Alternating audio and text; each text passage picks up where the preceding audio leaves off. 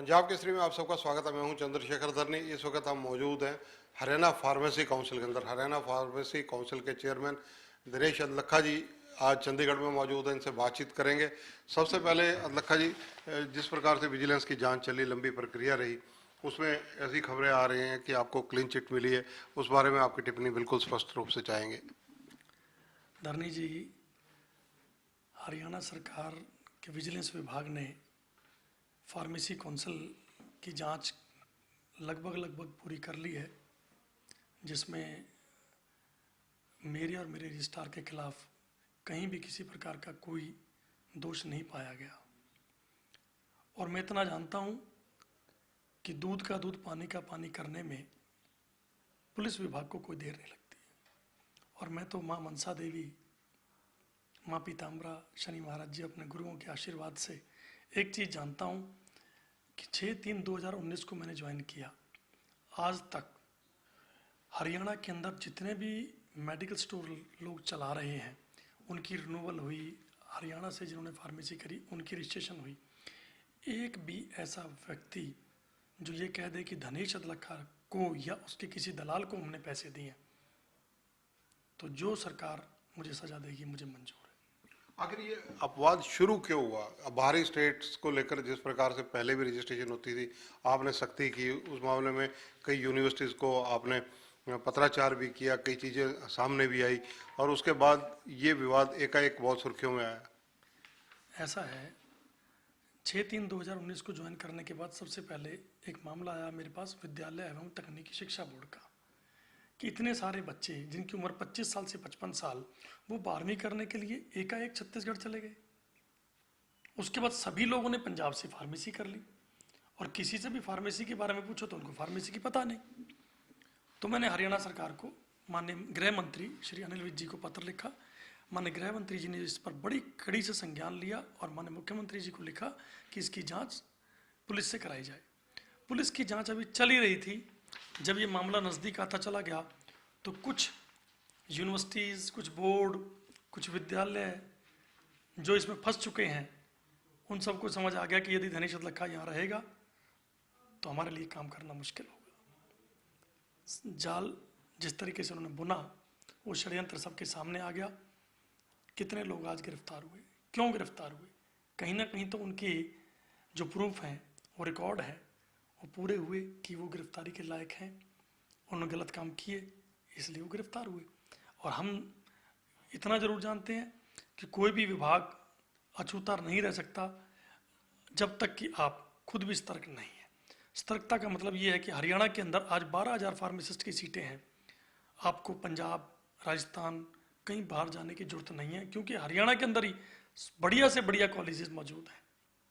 अगर चर्चा की जाए जो बाहरी यूनिवर्सिटीज़ हैं और फार्मेसी कॉलेज हैं, क्या ये अब ब्लैक लिस्टेड किए जाएंगे जिनमें कोई घोटाला या घपला पकड़ा गया?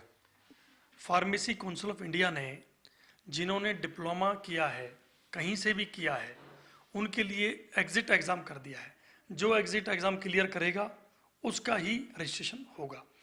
अगला कदम फार्मेसी काउंसिल ऑफ इंडिया को बी फार्मा में भी एग्जिट एग्ज़ाम लाने का है, जिसके लिए माननीय स्वास्थ्य मंत्री, माननीय मुख्यमंत्री हरियाणा सरकार दोनों इस बात पे बहुत ज़्यादा सीरियस हैं कि किसी भी कीमत पर स्वास्थ्य के साथ कहीं कोई खिलवाड़ ना हो।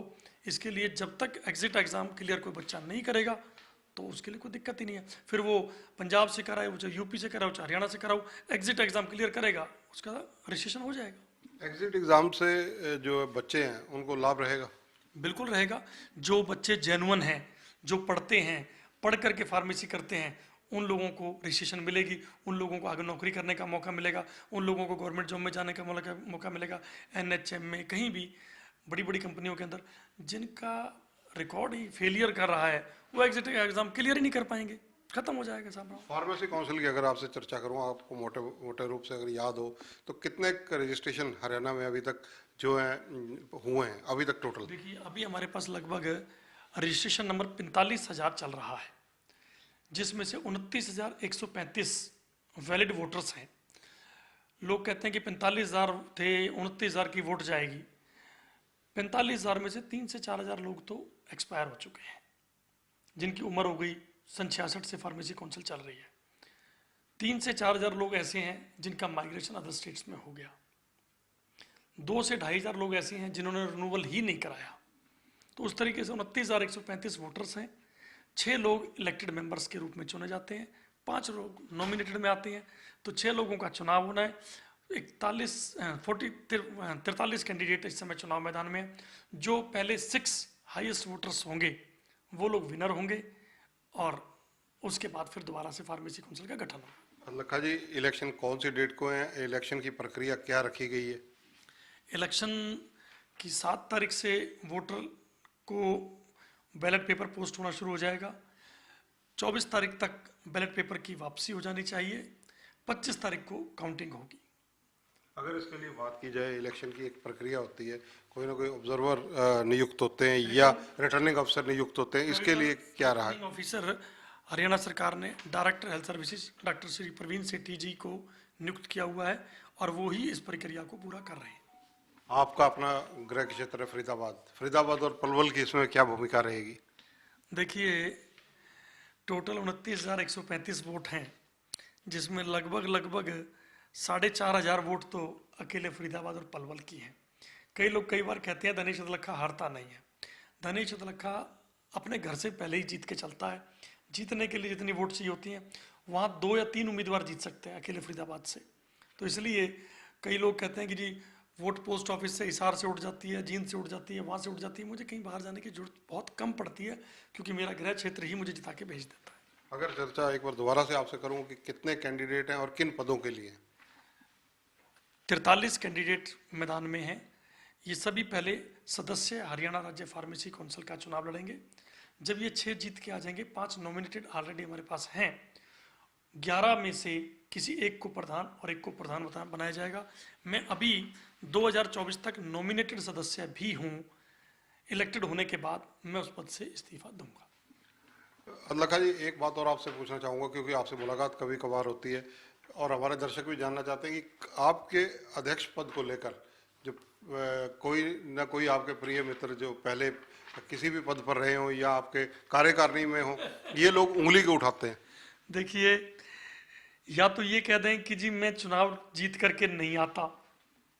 जो कोई भी व्यक्ति चुनाव जीत के आता है वो अध्यक्ष पद के लिए एलिजिबल है।